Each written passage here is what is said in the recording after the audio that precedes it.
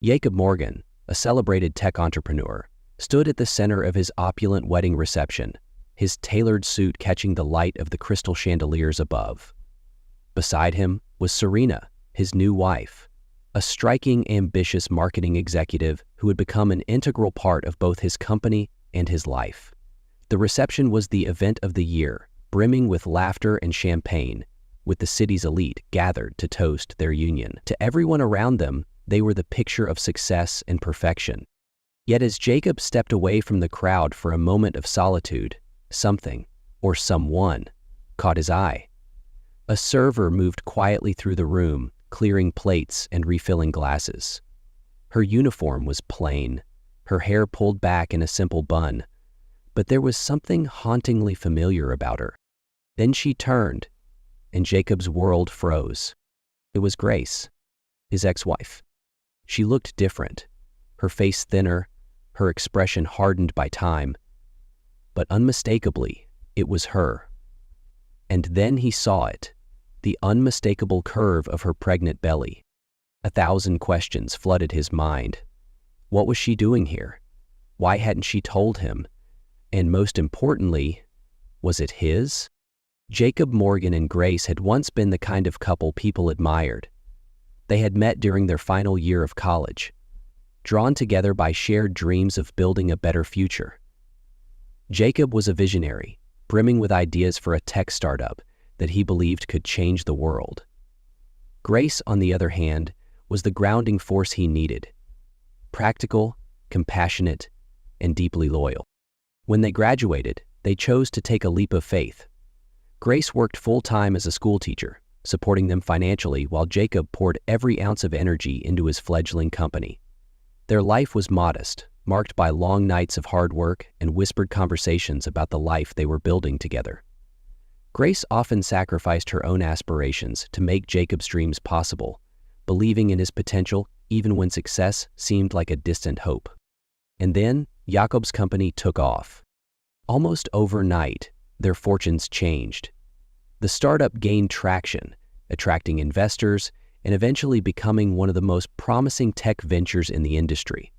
With success came money, recognition, and a lifestyle they had never imagined. They moved into a modern penthouse, traveled to exotic destinations, and indulged in luxuries that once felt unattainable. For a while, it felt like a dream come true.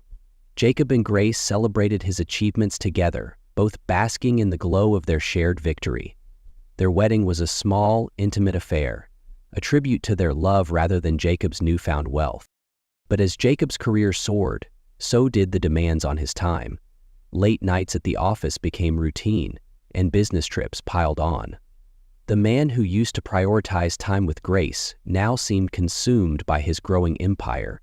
Their evenings, once filled with laughter and connection, turned into quiet silences, punctuated by Jacob's distracted glances at his phone. Grace noticed the changes before Jacob did. Though she tried to adapt and rationalize his behavior, the distance between them grew, slowly eroding the foundation of their once strong bond. The cracks in Jacob and Grace's marriage deepened with the arrival of Serena Lewis, a sharp and confident marketing executive who joined Jacob's company during a major expansion phase. From the beginning, Serena stood out. She was not only brilliant at her job, but also possessed a magnetic charm that drew people in effortlessly. At first, Grace viewed Serena as just another colleague in Jacob's growing circle, but it wasn't long before her presence began to feel unsettling. Serena attended meetings, traveled with Jacob on business trips, and became a constant in his daily life. Jacob often spoke of her with admiration. Her innovative ideas, her strategic mind, and her ability to navigate high-stakes negotiations. Grace tried to brush off her unease, telling herself that Jacob's enthusiasm for Serena was purely professional. But the subtle shifts in their relationship were impossible to ignore. Jacob started coming home later and later, often citing last-minute work commitments. On the rare nights he was home, his focus was elsewhere, and their conversations became superficial and brief. The breaking point came on their 5th wedding anniversary. Grace, determined to rekindle the connection they once shared, spent the entire day preparing a special dinner. She cooked Jacob's favorite dishes, lit candles, and even wore the red dress he used to love. But Jacob never showed up. Hours later, he walked through the door, wearing a sleek suit, his cologne mingled with the scent of champagne. Grace's heart sank as he casually mentioned attending an important corporate event with Serena. What began as quiet disappointment erupted into a heated argument. Grace, overwhelmed by years of neglect and frustration, accused Jacob of prioritizing Serena and his career over their marriage. Jacob, defensive and exhausted, retaliated, claiming everything he had done was for her. The argument ended with Grace packing a small bag and walking out the door. Jacob didn't stop her. 6 months after their divorce, Jacob Morgan stood at his glamorous wedding reception beside Serena. The evening was a spectacle of luxury, with glittering chandeliers, elegantly dressed guests, and champagne flowing endlessly. To the outside world, Jacob appeared to be the epitome of success. Charming, accomplished, and now married to a woman who matched his ambition and charisma. Yet, beneath the polished exterior, Jacob couldn't shake a lingering emptiness. As the night unfolded, he found himself stepping away from the crowd, seeking a brief moment of solitude. That was when he saw her. Moving discreetly among the guests, a server in a plain black uniform cleared plates and refilled glasses.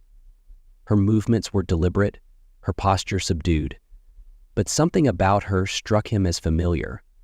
When she turned, her face briefly illuminated by the soft glow of the chandeliers, Jacob felt the air leave his lungs.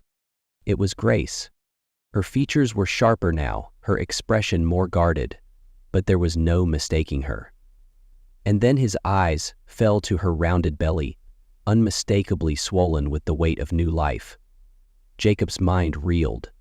The timeline of their separation raced through his thoughts. Could the child be his? Why hadn't she told him? Overwhelmed, Jacob crossed the room to confront her. Grace froze when she saw him, her face a mix of shock and dread. "Grace," he whispered, his voice barely steady. "You're pregnant. Is it mine?" She met his gaze, her voice steady yet cold. "I'm working, Jacob." "What does it look like?" And with that, she turned away, leaving Jacob grappling with a storm of emotions he hadn't felt in years. Jacob couldn't let it go. The sight of Grace, pregnant and working as a server, haunted him for days after the wedding.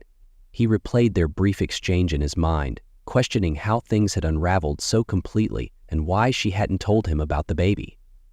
Determined to find answers, Jacob used a contact at the venue to track down her employment records. A few days later, he stood in front of a modest apartment building, clutching grocery bags and unsure if he even had the right to be there. When Grace opened the door, her expression hardened instantly. "What are you doing here?" she asked, her tone flat and unwelcoming. "I brought you some groceries," Jacob said awkwardly, holding up the bags like a peace offering. "I don't need your help," she replied, crossing her arms. "I know," he admitted softly, "but I want to help anyway." After a tense pause, Grace reluctantly stepped aside, letting him into the small apartment. Jacob's heart tightened as he took in the sight of the crib in the corner, a pile of neatly folded baby clothes on the couch, and an ultrasound photo pinned to the fridge. It was a far cry from the life they'd once shared, and the weight of his absence hit him hard. Grace remained guarded, keeping their conversation short and to the point. But Jacob's resolve only grew stronger.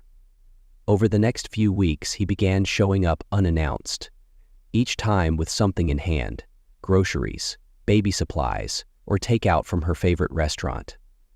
He didn't push for long conversations or demand forgiveness.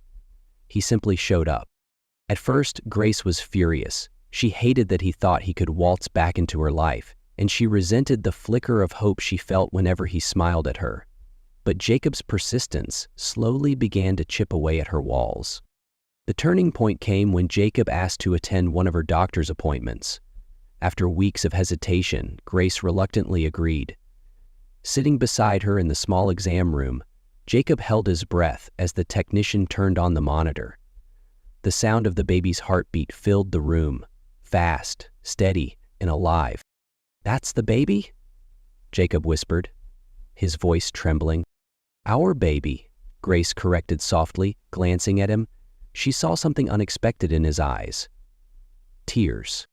"This doesn't mean I've forgiven you," she said, pulling her hand away when he instinctively reached for it. "I know," he replied, wiping his eyes. "I'm not asking for forgiveness.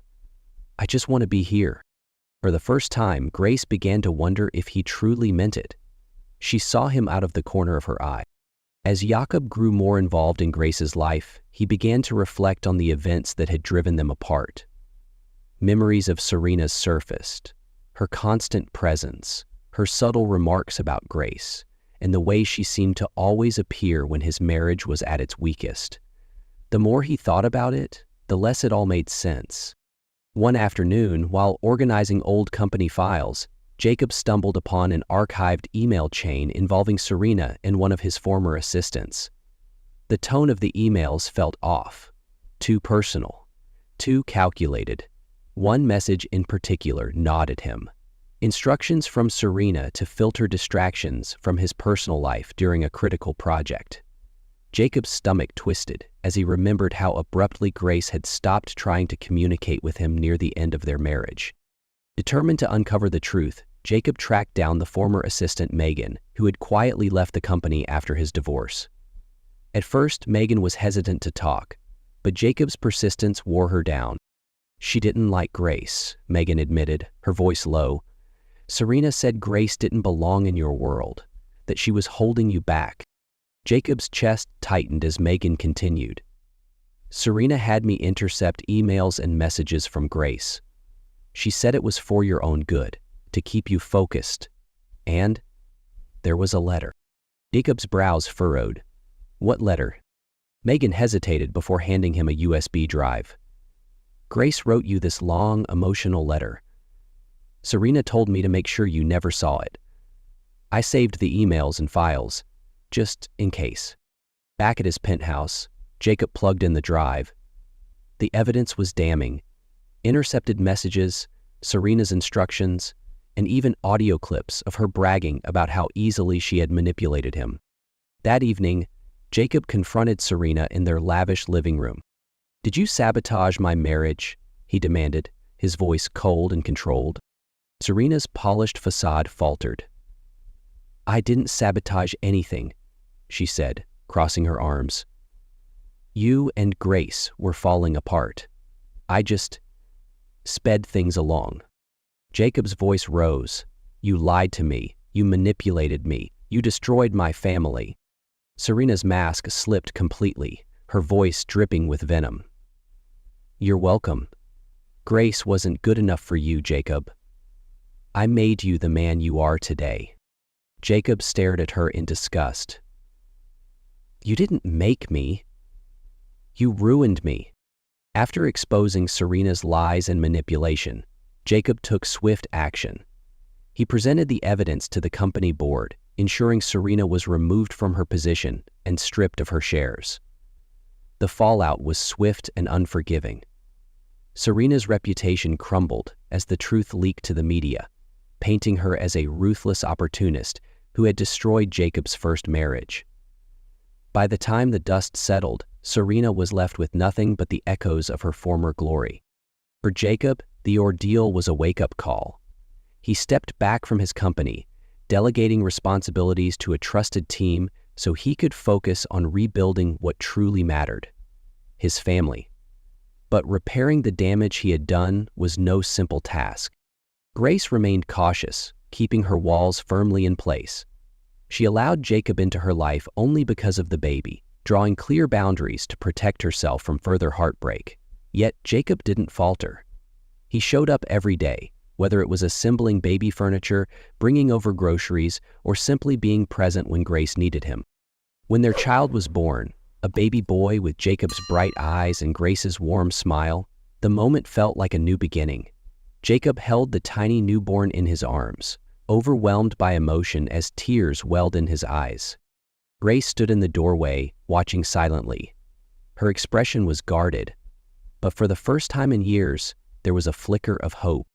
"You have a lot to prove, Jacob," she said softly. Jacob met her gaze, his voice steady.